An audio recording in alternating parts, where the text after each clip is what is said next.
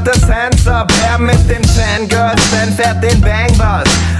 Ich hab in meinem Leben allein schon auf dem Darmklo mehr Haus gefickt als Antonio Cassano. Mehr Haus gefickt als du rumhängst am Bahnhof. Ey, mehr Haus gefickt als Touris in Laos. In circa 2 Jahren hat die Scheiße sich gelohnt. Krieg ein Burnout-Syndrom im Bugatti Veyron. Werde reich und Fame und komplett egal, ob ich pleite geh, ey, scheiß auf das Leben, wenn du in Interviews erzählst von deinen Plattenverkäufen.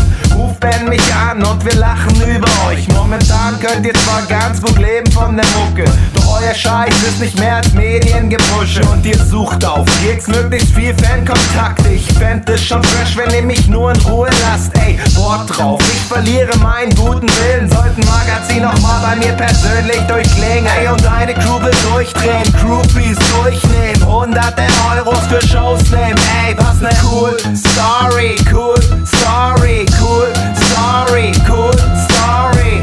Ihr wollt Tracks machen mit den ganz Großen, doch es bleibt schließlich am Ende bloß eine cool Story, cool Story, cool Story, cool Story. Ein peinlicher Versuch, dein Rockstar-Life zu leben, fängst du auf der Bühne an, dich behindert zu bewegen. Zum Ego-Pushen hörst du Skater-Mucke und bist dann der Größte von deinen 2, 3 Kumpels. Ich hab keine Zeit für Competition. Du willst Bitches was erklären, ich klär mir ein paar Bitches. Mach ich Urlaub mit den geilsten Menschen auf der Erde. Heißt es, ich bin alleine in den Bergen. Ihr wollt von mir wissen, was denn das Gute an der Ho ist. Dass sie stets weiß, wo ihre Position ist. Doch ohne Scheiß ist die Bitch ein bisschen kummelig. Schnipp ich auf sie, Kippenstummel. All meine Tracks sind viel zu viel für die meisten. Die EP sollte Future Shit heißen.